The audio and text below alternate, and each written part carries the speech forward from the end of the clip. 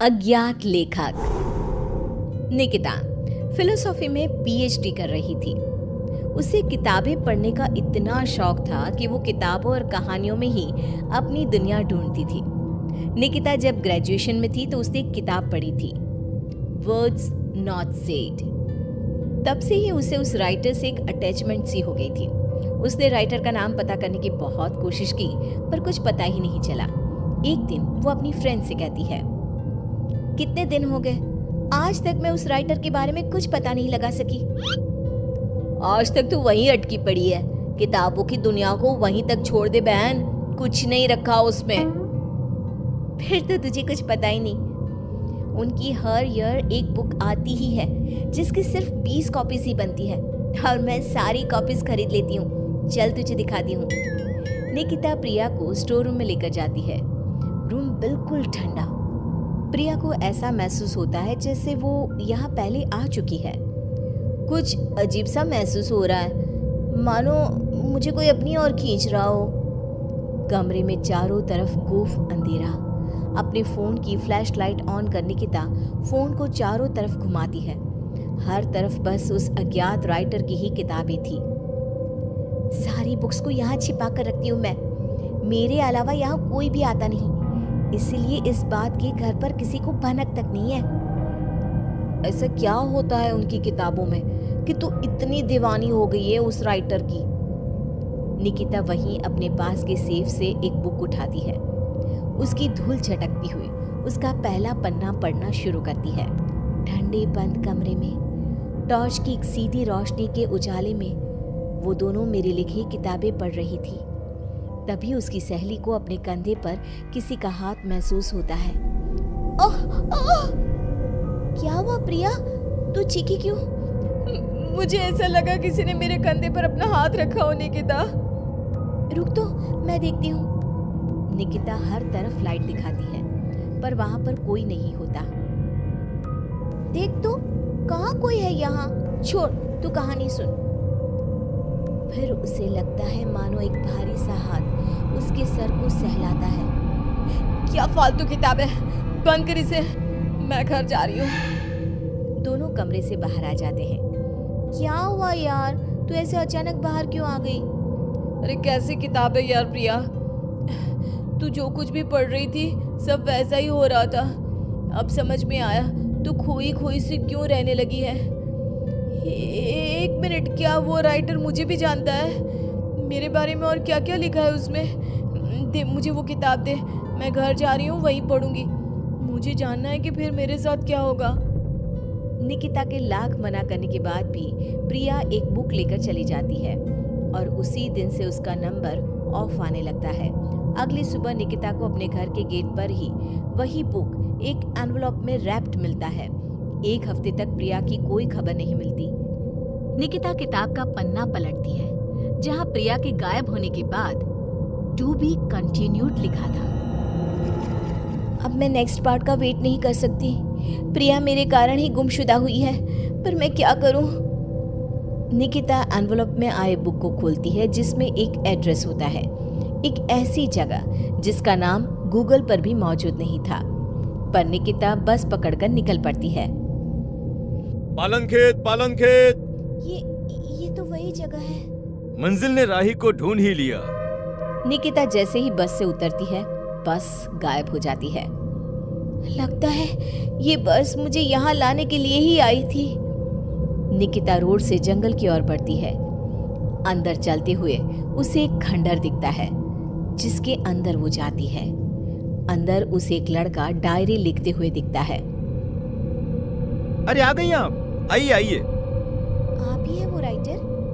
मुझे बताइए कहाँ है प्रिया? वहाँ देखो। निकिता देखती है कि दीवार पर प्रिया की तस्वीर लगी हुई है जिस पर हार चढ़ा हुआ है। प्रिया के फोटो के साथ वहाँ कई और लोगों की तस्वीरें भी थी। ये सब क्या है? मेरी कलम श्रापित है, मैं ना भी चाहूं तो भी ये चलेगी। जिस किसी का जिक्र ये करती है उसे मार कर ही दम लेती है। ये सिलसिला शुरू हुआ था जब मैं 16 साल का था। एक नदी के किनारे मुझे ये पेन मिली। मैं इसे अपने कबर्ड में रख कर भूल गया। फिर एक दिन अचानक कबर्ड से लाल रोशनी आई। मैंने उसे खोला तो पेन चमक रही थी और इसने लिखी मौत की दास्तां। मेरा सब कुछ इसने छीन लिया, सब कुछ। मैंने उसे खत्म करना चाहा पर नाकाम रहा। मैं सब कुछ छोड़कर जंगल में रहने लगा पर यह तब भी नहीं रुकी। तो इसे रोकेगा कौन? तुम नहीं मरी। बाकी जिस किसी का भी इसने जिक्र किया उसको इसने निगल लिया। तुमने मेरी सारी बुक्स पढ़ी, उसे संभाल के रखा पर तुम्हें कुछ नहीं हुआ। तुम ही वो मसीहा हो निकिता, मुझे बचा लो और इस खेल को रोक दो निकिता। निकिता पेन उठाती है। उसके पेन को पकड़ते ही एक औरत उड़ती हुई आती है और पीछे से उसे लिपट जाती है। उसके शरीर से खून बहे जा रहा था। खुले बाल, झुर्रियों से भरा उसका चेहरा बड़ा डरावना लग रहा था। मेरी गोद में बैठो निकिता, आओ ना। नहीं, बहकना मत निकिता, यही है पेन की मालकिन, रूहें खाती है ये, इसकी बात मत सुनो निकिता। लिखो निकिता, फिर वो लड़की खुद को मार देती है। निकिता पेन उठाती है और लिखती है। करण उछलकर दूर गिर जाता है। आंधी तूफान चलने लग जाते हैं। दीवार पर टंगी सभी तस्वीर नीचे गिर जाती है। जिस चेयर पर बैठकर निकिता लिख रही थी वो उड़कर दीवार से टकरा जाती है। मैं जिंदा हूँ? निकिता, तुमने ऐसा क्या लिखा था?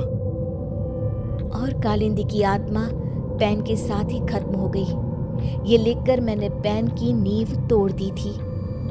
दोनों उस हवेली से बाहर आ जाते हैं और हवेली गायब हो जाती है। पार्ट 2, अज्ञात राइटर। ये देखो मैडम को, यहाँ सब मस्ती कर रहे हैं और इनको पहाड़ियों में दिलचस्पी है। पहाड़ी नहीं है ये, जंगल है। अंदर क्या होगा? किसी का घर, कोई पुरानी हवेली या और क्या हो सकता है? कहीं तू ही तो नहीं रहती ना इस जंगल में? अब इसका नाम भी बता दे। आज से इसका नाम पालन खेत, मेरा घर, आहार। कालिंदी बचपन से ही रहस्यमय शक्तियों में मानती थी। जहां उसकी उम्र के लोग मॉल घुमा करते, उसे जंगल, सन्नाटा अपनी ओर खींचता था। वो अपने सपनों को हकीकत से जोड़ने की कोशिश किया करती और अपने अनुभव को एक डायरी में लिखा करती थी, जिसके कारण उसके बेंचमेट उसका बहुत मजाक उड़ाया करते थे। फिर से कुछ लिखने बैठ गई तू? कितनी बोरिंग है रे तू। उफ। बस रुकती है और सभी नीचे उतरते हैं। वाटरफॉल के पास का नज़ारा बहुत ही खूबसूरत होता है। सब अपनी अपनी फोटोज लेने में लग जाते हैं, पर कालिंदी वाटरफॉल के नदी के बहाव को देखती रहती है। नीचे उतरना है क्या? उतर जा। सुष्मिता की बात पर कालिंदी चिढ़ जाती है और नदी के बहाव के साथ चलती हुई उसी जंगल में पहुंचती है जिसको उसने पालन खेत नाम दिया था। अंदर एक बहुत खूबसूरत सी हवेली होती है। वो अंदर क्या देखती है? एक औरत काले कपड़े में बैठी एक कुंड में आहुति दे रही है। ओम फट स्वाहा, ओम फट स्वाहा। वो औरत हवा में हाथ घुमाती है और उसके हाथ में अपने आप कुंड में डालने की आहुति आ जाती है। कालिंदी इसके पहले कि कुछ सोच पाती उसका फोन बज जाता है। अगले दिन कॉलेज कैंटीन में जब सब लंच कर रहे होते हैं, कालिंदी गेट से अंदर आती है। यहाँ क्या कर रही है तू?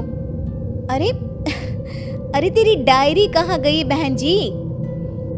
आज बड़ी सोशल बन रही हो कालिंदी, क्या बात है? सुष्मिता के सभी दोस्त कालिंदी को परेशान करने लग जाते हैं। कालिंदी रोती हुई कॉलेज के टेरेस पर जाती है। अब बहुत हुआ, इन लोगों की हेकड़ी ना उतारी मैंने तो मेरा नाम कालिंदी नहीं।